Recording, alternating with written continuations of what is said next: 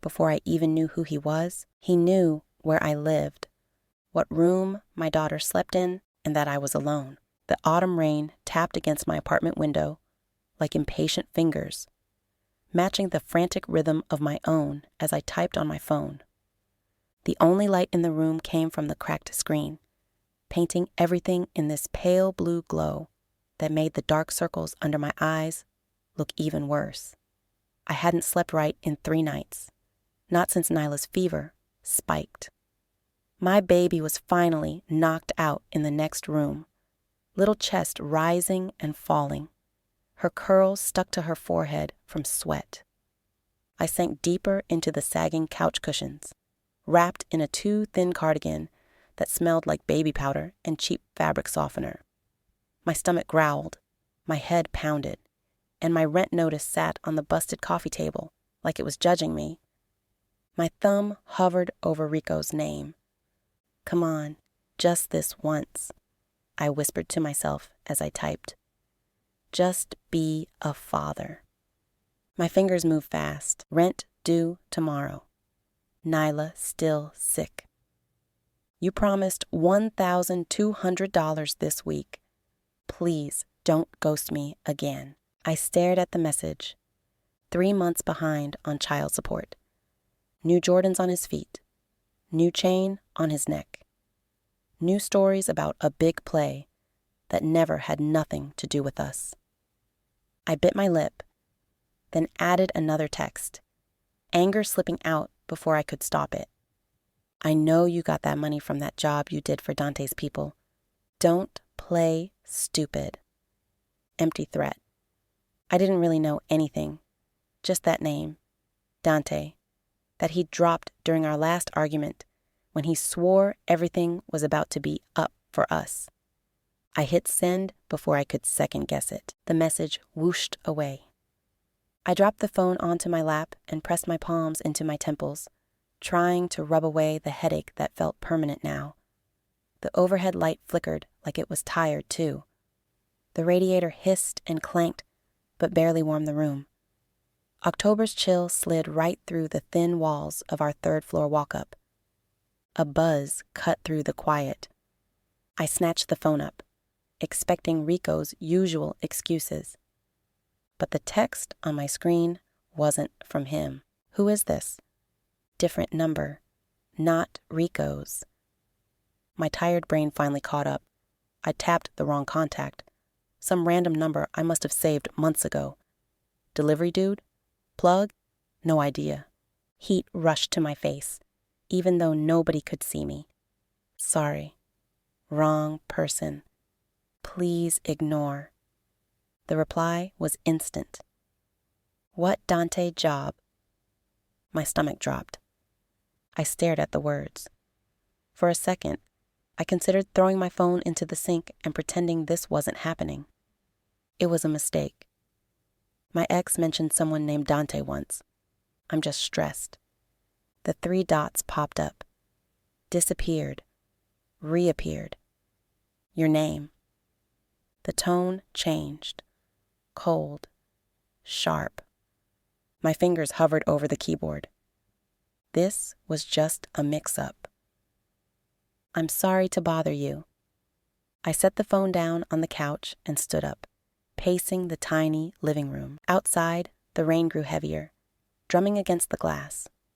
I walked to Nyla's room just to calm myself down. She was sprawled across her little bed, curls wild, clutching her stuffed rabbit. Her fever had finally broken. Her forehead felt cooler. Thank God. Back in the living room, my phone buzzed again. And again. And again. I crept toward it like it might bite. New messages glared up at me. "I already know who you are. Brandy Thomas. 1422. Willowcrest, apartment 3. C. Your daughter's fever broke 2 hours ago. My blood ran ice cold. I hadn't given my name. I hadn't given my address. I hadn't told anyone about Nyla's fever except the pharmacy and the urgent care nurse. My hands shook as I grabbed the blinds and peeked through. Rain-slicked streets reflected the amber glow of the streetlights. Cars parked along the block. No one standing outside. No one staring up. Then a black SUV eased up to the curb below my window. Headlights off. Engine rumbling. Exhaust curled into the cold air like ghosts. Another pulled up behind it. Then another. Within minutes, 4 black trucks lined the block, quiet and still. No sirens, no flashing lights, just presence. My phone buzzed again, coming up, not a question. I backed away from the window, heart hammering, staring at my flimsy apartment door. Chain lock, cheap deadbolt, might as well have been cardboard. I thought about calling 911.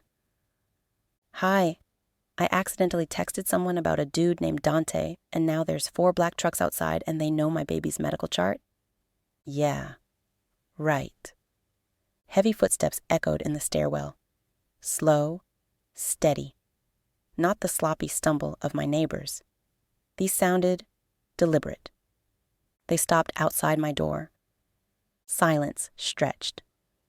Then a soft knock. Not frantic. Not aggressive. Just controlled. My phone lit up on the couch. Open the door. Brandy? My breath hitched. I looked down the hallway at Nyla's room. I should grab her. I should run. Where? Out the window? 3 floors up? No fire escape. Another text. I'm not here to hurt you or your daughter. But we need to talk about Rico. Seeing his full name on my screen, Ricardo Johnson, made my head spin. Nobody called him that but his mother and bill collectors. My feet moved on their own. I slid the chain off, fingers trembling, and gripped the lock. One turn and everything changes. I turned it. The hallway light flickered as I opened the door. He filled the doorway. Tall, broad shoulders. Dark hoodie under a black bomber jacket.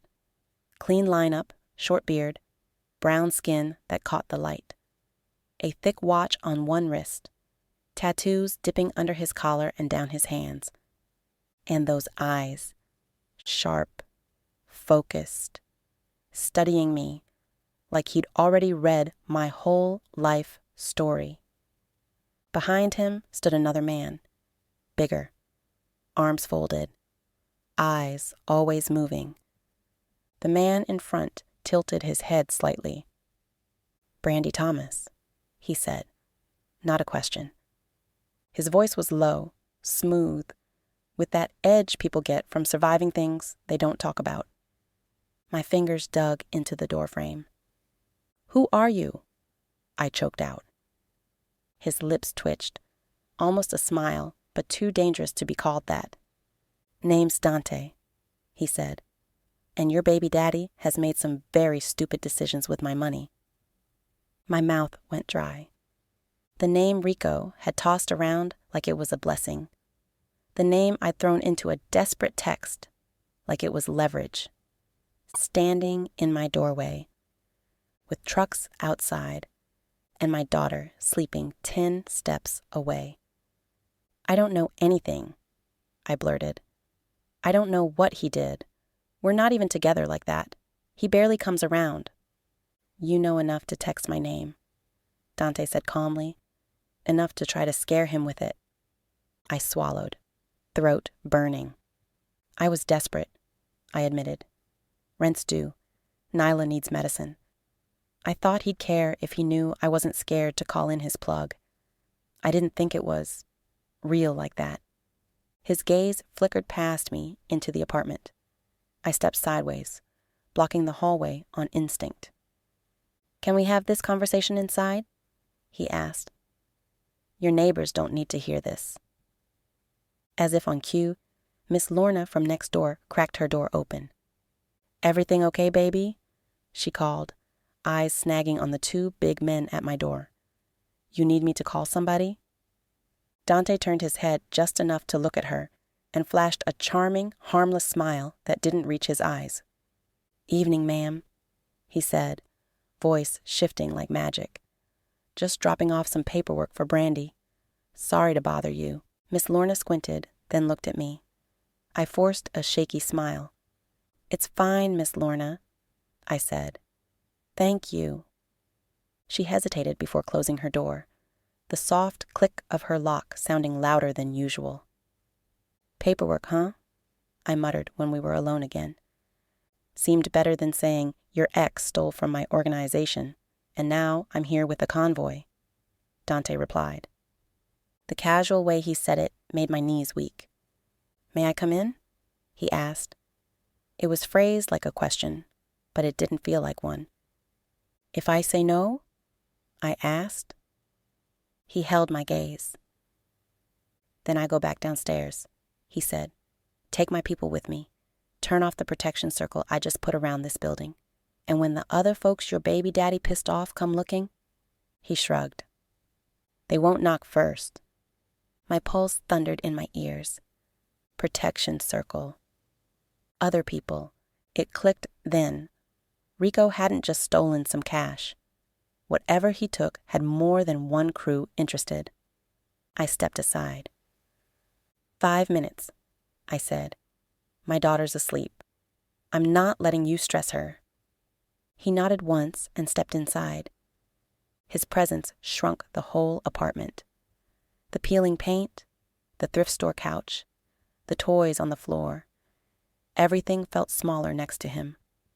He scanned the room like he was taking inventory, not judging, just assessing. The big dude posted up just outside my door, in the hallway. Guard dog. Dante turned back to me. "Let's start simple," he said. "How long you and Rico been done?" "Almost a year," I said. "He pops in when he feels like it, drops off fast food, takes pictures like he's father of the year, disappears again." "Last time you saw him?" "A few weeks ago," I said. "Came through talking about some big score that was gonna fix everything. Same story as always." His jaw ticked. "And in that big score," he said, "he mentioned a flash drive?" My brow furrowed. "He said, 'I finally got my come up,'" I said slowly. "Something about, 'They play with me like I'm small, but I ain't small no more.'" I tuned most of it out. Neela was coughing, and he wouldn't shut up. Dante watched me like he was weighing every word, every blink. "Here's what's actually happening," he said. "Rico worked under me. Nothing big, run errands, drop-offs, numbers, little stuff. We kept him away from anything delicate because he talks too much." "That sounds like him," I muttered. 6 weeks ago," Dante continued, "he was given something simple. Take a flash drive from point A to point B. No questions, no copies, no delays." I could already see where this was going. "He didn't deliver it," I said. "He delivered something," Dante said, "but it wasn't the original. He kept the real one, made copies, started shopping them around to my enemies." My stomach turned. "What was on it?" I asked. "Names, routes, numbers," Dante said. "Information that could put people in prison or in the ground. Information other crews would pay very well for, including some out-of-town hitters who don't play about kids, families, none of that." "And now they're looking for him," I said. "And anybody tied to him," Dante confirmed, "which includes you and Neela." My arms wrapped around myself without thinking. "My baby has nothing to do with this," I said, voice cracking. "The moment he used my name around you, he gave you a role," Dante said. "That text you sent? That just confirmed it." Tears burned behind my eyes. "I was just trying to get him to show up," I whispered. "I didn't know any of this was real. I thought you were just some dude he name-dropped to sound big." "I believe you," Dante said. "But other people? They won't. They're not going to ask this calm. They're not going to bring a doctor for your daughter when they pull up. They'll use her to hurt him. Or hurt me. Or both." I swallowed hard. Why should I trust you? I asked quietly. I don't know you. I don't know what you do. All I know is you got trucks outside my building and you somehow know my address, my kid's fever, all that. That's not regular. He nodded. Fair, he said. Your ex put you down as his emergency contact when he started working for me. You think we don't run background? We pulled your file months ago. Saw nothing dirty on you. Just a mom trying to survive. My anger flared. He put me down for that? I snapped. For some street job? He said you was still cool. We co-parenting, Dante said dryly. Clearly, that was a lie. I laughed, a harsh little sound. He'd been lying since I met him. As for Nyla's fever, he added, you got her prescription filled at Westside Pharmacy. That building's mine. I saw the alert. I checked the name. Same last name as Rico's emergency contact. I felt exposed. See-through. And you just decided to show up at my house? I asked. I decided to make sure my problem didn't become yours more than it already has, he said. I decided to give you a choice before somebody else takes it away from you. My knees felt weak. What choice? I whispered. You stay here, he said, nodding toward the window, and you pretend none of this happened. Turn off your phone.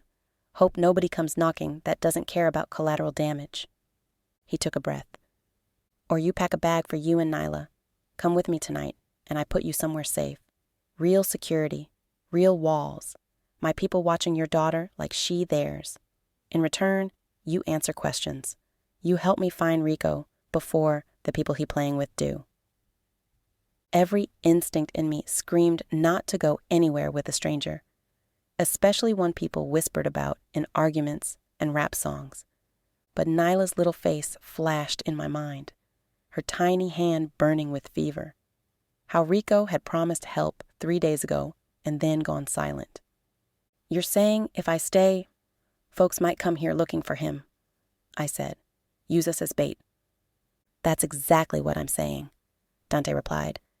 And they're not going to care about your rent, your feelings, or if Nyla had her shots. My chest felt tight. You could be lying, I said, but it came out weak. I could, he agreed, but I didn't have to knock first. I didn't have to warn you. I don't show up for everybody like this. Silence fell between us. The rain outside, the barely there hum of the trucks, my own heart. How long would we be gone? I asked. Few days, he said. Maybe a little more, until I get what I need. Then I honor whatever deal we make. What kind of deal? I pressed. You help me get back what he stole, Dante said, and I make sure you and Nyla never have to look over your shoulder for this again. If you want to disappear afterward, I'll make that happen too. The word disappear scared me and soothed me at the same time. I thought of Nyla's unicorn nightlight, her corner of this tiny room, the little routines we'd built here. Then I thought of strange men kicking our door in at 3 a.m. I closed my eyes for 2 seconds. When I opened them, I'd made up my mind. Give me 10 minutes, I said. I need to pack her stuff. And we moved like a small army. Dante stood by the door while I threw clothes, Nyla's meds, and her favorite books into a duffel. I woke her gently, voice shaking but steady enough. Baby, we gotta go on a little trip, I whispered. Just for a few days? She blinked up at me, still groggy. Like a vacation? She rasped. Something like that, I said. She clutched her stuffed rabbit as I dressed her in jeans and a hoodie. When we stepped into the hallway, Nyla's eyes went wide at the sight of Dante. She pressed her face into my stomach. He crouched down a little, making himself smaller. Hey, Nyla, he said, voice soft in a way I hadn't heard yet. I'm Dante. I'ma help your mom keep you safe for a while. That okay with you?" She peeked at him, wary. "You a doctor?" she croaked. My throat hurts. A faint smile tugged at his lips. "I know some good doctors," he said. "One's already on the way to where we're going. He gonna make sure you feel better for real." She considered this like it was a business deal, then nodded. "Okay." We went down the stairs with Dante in front, his big guy behind us. When we reached the front door, I hesitated and glanced back at the worn little building that had been home and prison all at once. Then I stepped outside. The night air was sharp against my face. One SUV door was already open. I climbed in with Nyla on my lap. Soft black leather, subtle smell of cologne and something clean. Dante slid in beside us. The door shut with a heavy final sound. Engines rumbled to life. "Where are we going?" I asked. "Somewhere they can't touch you," he said. The convoy pulled off. Dante's place wasn't just a house. It was a statement. Tall iron gates, long driveway, lights low and warm, not flashy.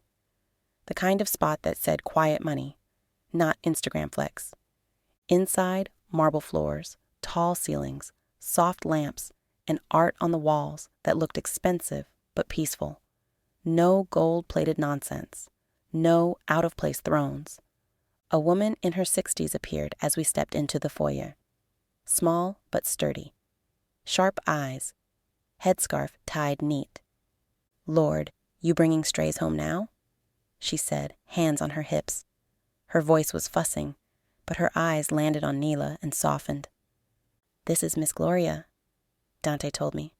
"She runs this house." "Somebody got to," she muttered. "You? Come here, baby. Let me see." Nyla clung tighter to me. "This is my daughter, Nyla," I said. She had a fever. "I already got the doctor on the way," Miss Gloria said. "We'll put y'all in the front suite. Easier for me to check on you without climbing stairs with these knees." Dante turned to me. "Get her settled," he said. "Doctor'll be here in 20. For the first time since he knocked on my door, I saw something like tiredness in his face. Responsibility worn like a weight. "Why are you doing all this?" I asked quietly, while Miss Gloria led Nyla ahead of us. "For someone you don't even know." His eyes met mine. "Because your ex dragged you into something you didn't choose," he said. "And I don't like when kids pay for grown folks' lies." The simplicity of it made my throat tight. Miss Gloria's suite was bigger than my whole apartment. 2 bedrooms, a sitting area, a bathroom that looked like a hotel. She showed me the little fridge, the snacks drawer, the stack of towels. "You're safe here, you hear?" she said.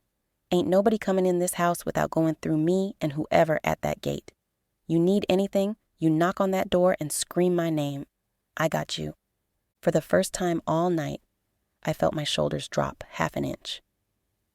The doctor came, checked Nyla, gave antibiotics and something for her throat, called her princess, and made balloon animals out of gloves. Nyla giggled, even with her voice raw. By the time we tucked her into the king-size bed in the bigger room, she was already drifting off. I sat next to her, stroking her curls, staring at the unfamiliar ceiling. My phone was on the nightstand, face down. Dante had given it back after having his people clean it. He'd explained something about tracking and numbers, but my brain was too fried to process. Somewhere in this big house, men were probably gearing up, talking about Rico, talking about that flash drive. And me, I was here, in a stranger's bed, in a stranger's world, trying to keep my baby breathing. Morning light woke me. For a terrifying half-second, I didn't know where I was. Then Nyla rolled over and stuck her foot in my side. Right. Dante's house. I checked her forehead. Cool. Her breathing was easy. She blinked awake and smiled up at me, eyes clearer. "Mommy," she rasped. This bed is squishy. Yeah, baby, I said, relief washing through me. Rich people beds, I guess. A knock sounded at the door. Come in, I called.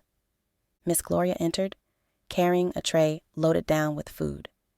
Eggs, toast, fruit, even hot chocolate. Breakfast for my guests, she said. Doctor said she can eat light. I know y'all didn't eat right last night. Nyla's eyes widened at the sight of the food. Is that all for me? She asked.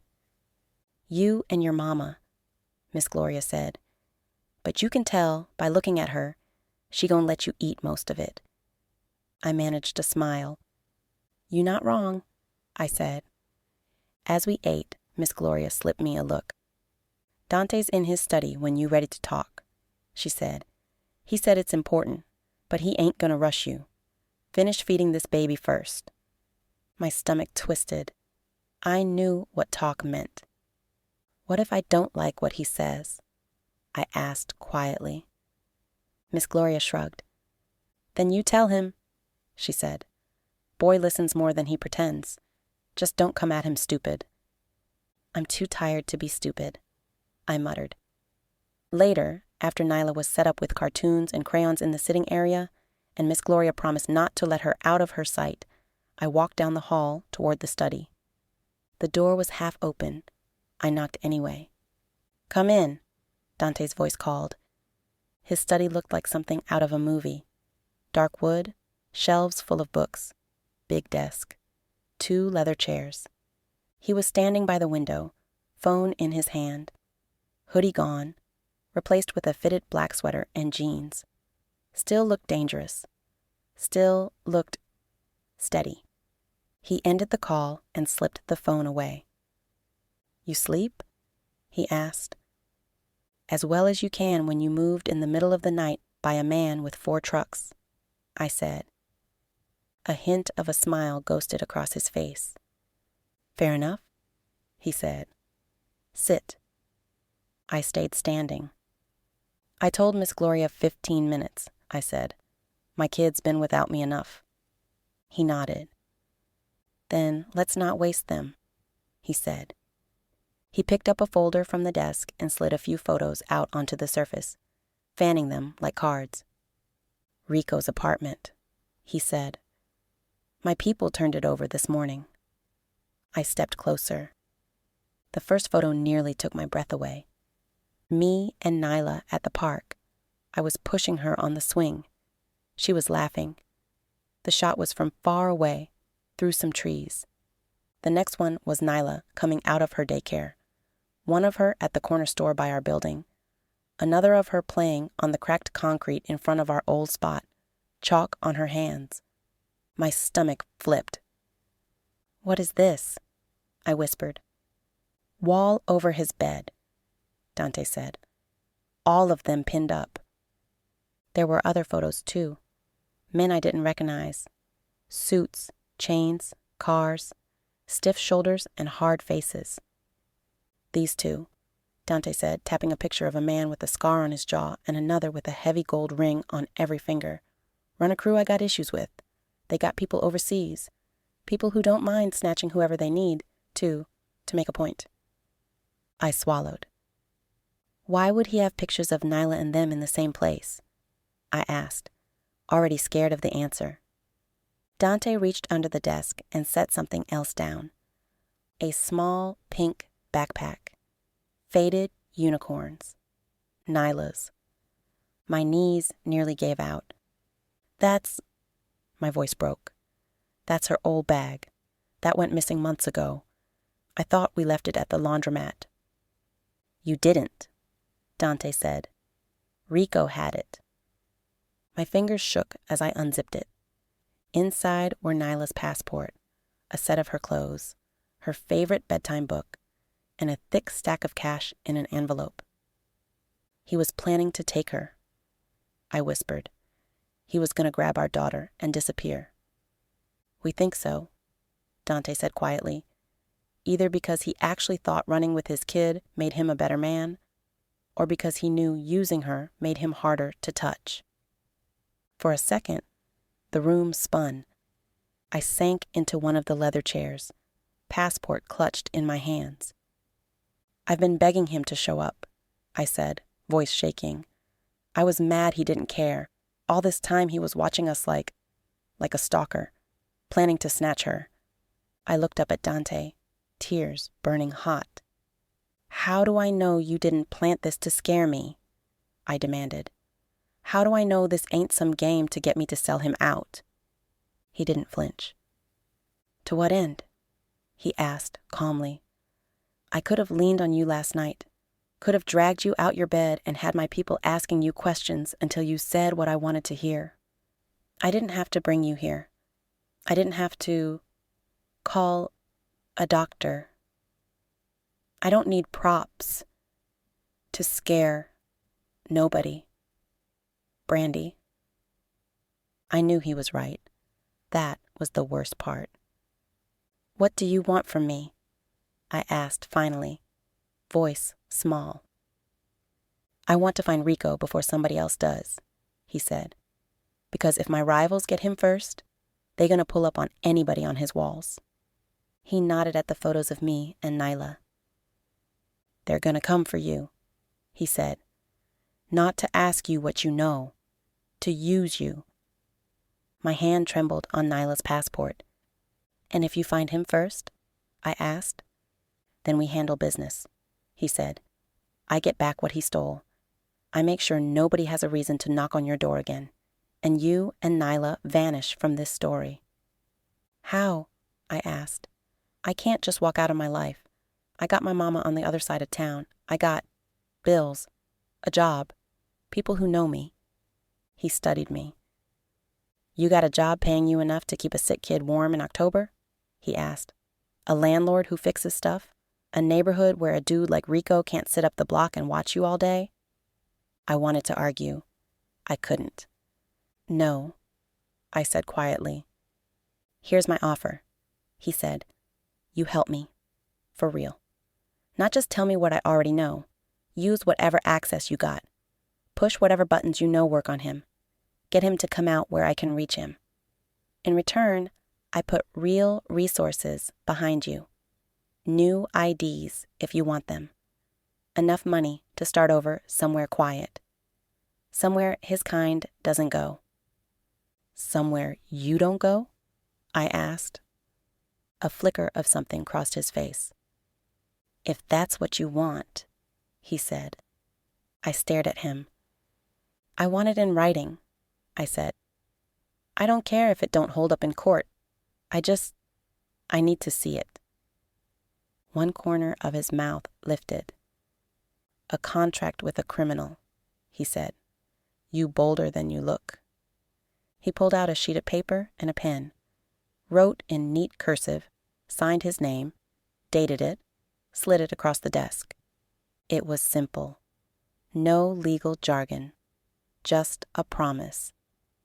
If I help him recover what Rico stole and keep my mouth shut afterward, he'll make sure me and Nyla get new identities and enough money to restart our lives somewhere safe. I folded it and tucked it into my bra, close to my heart. "All right," I said. "Let's call him." The phone felt heavy in my hand. Dante handed me one of his.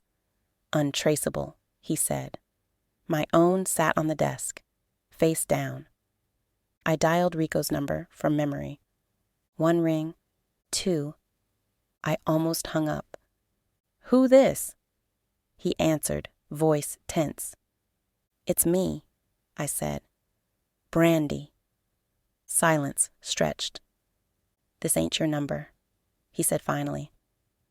"I'm borrowing a phone," I said. "Mine's unavailable. You busy?" "I'm always busy," he said. "What's wrong? Is Nyla okay?" Rage bubbled up hot. "Don't say her name like you've been around," I snapped. "You don't get to play concern now. I know about the passport, Rico. I know about the backpack. I know about the pictures." His breath hitched. "Brandy, listen. I've been walking around this city thinking I lost her bag at the laundromat. I cut him off. Meanwhile, you were building a fake escape room for my kid in your apartment. Clothes, book, cash, passport. You were planning to take her. It wasn't like that, he said quickly. I was preparing, in case things got too hot, in case they came for y'all.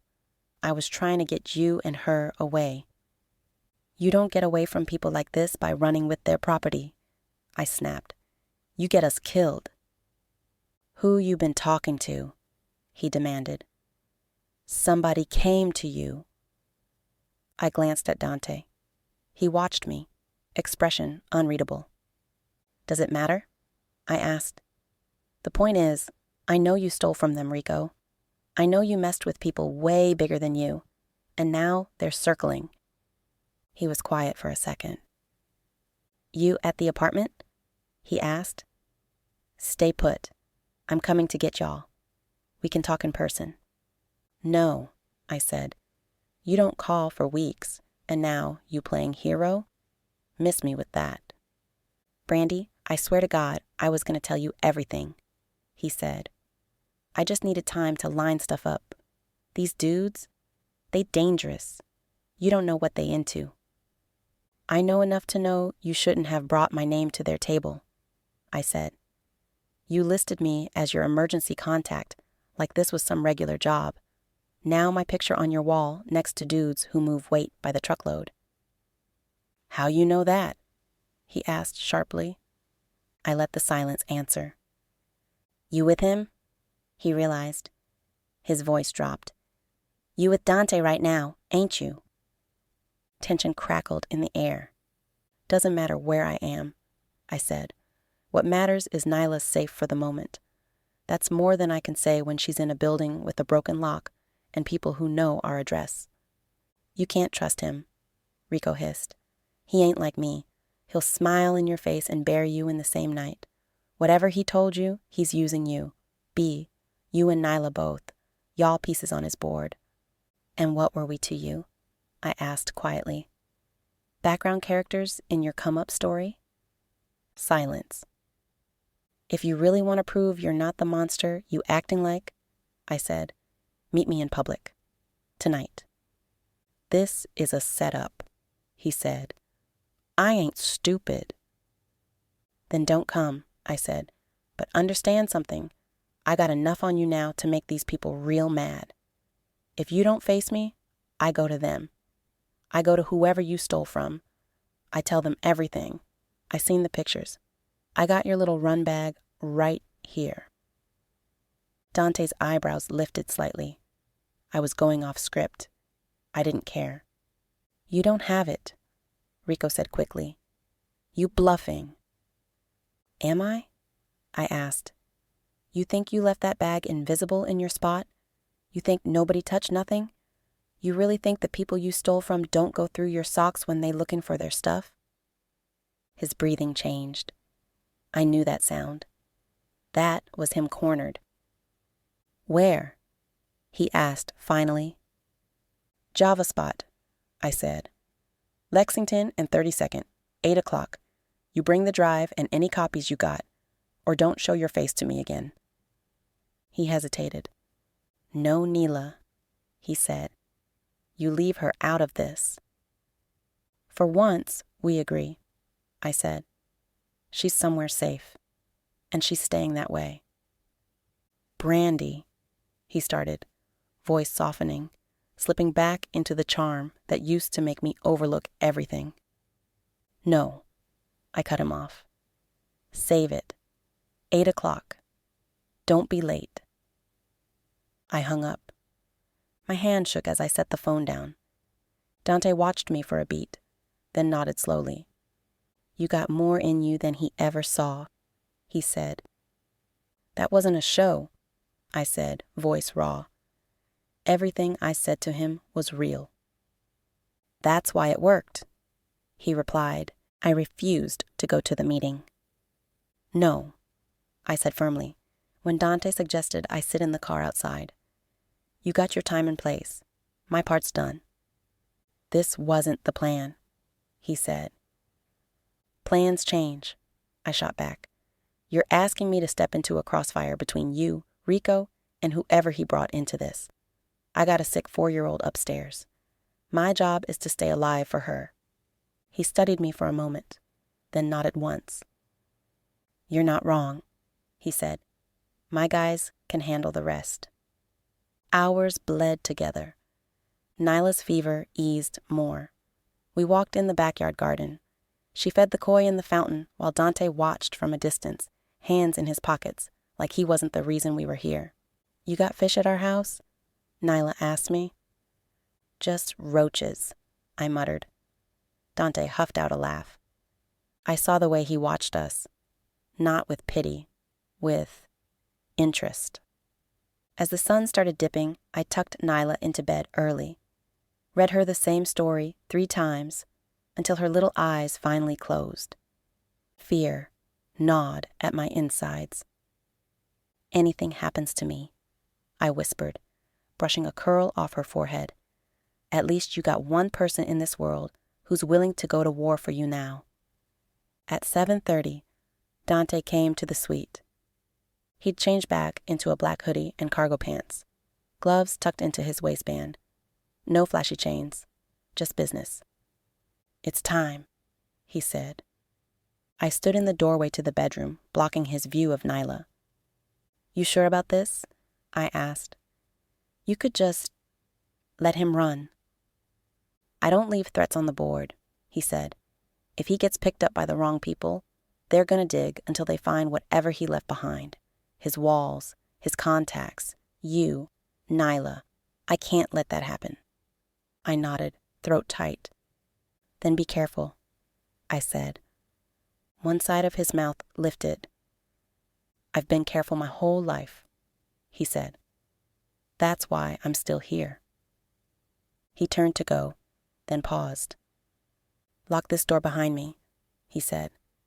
Don't open it for nobody but Miss Gloria or me. Even if someone says your name? I asked. What if the cops come? If the cops come, they'll have badges, he said, and Miss Gloria will be the one talking to them. He hesitated, then added, Matter of fact, I'm going to give you a phrase, something only I know to say. That way, you don't get tricked. I raised an eyebrow. What kind of phrase? Something stupid, he said, like blue shoes in the dryer. I blinked. That's real dumb, I said. Exactly, he replied. Ain't nobody else gonna think to say it. You hear that on the other side of this door? You know it's me. Anything else? Don't open up. His eyes held mine for a moment. If I don't make it back, he started. Don't say that, I snapped. Don't put that in the air. He tilted his head slightly. If I don't, he repeated slowly, Miss Gloria's got an envelope for you. Top cabinet by the stove. My name on it. That'll get you and Nyla somewhere clean. Fear and something like gratitude twisted together in my chest. I didn't ask you for all this, I whispered. You didn't have to, he said. You texted my name. That's enough for me. He left. I locked the door behind him and slid the deadbolt home. Then I pressed my forehead against the wood and just breathed.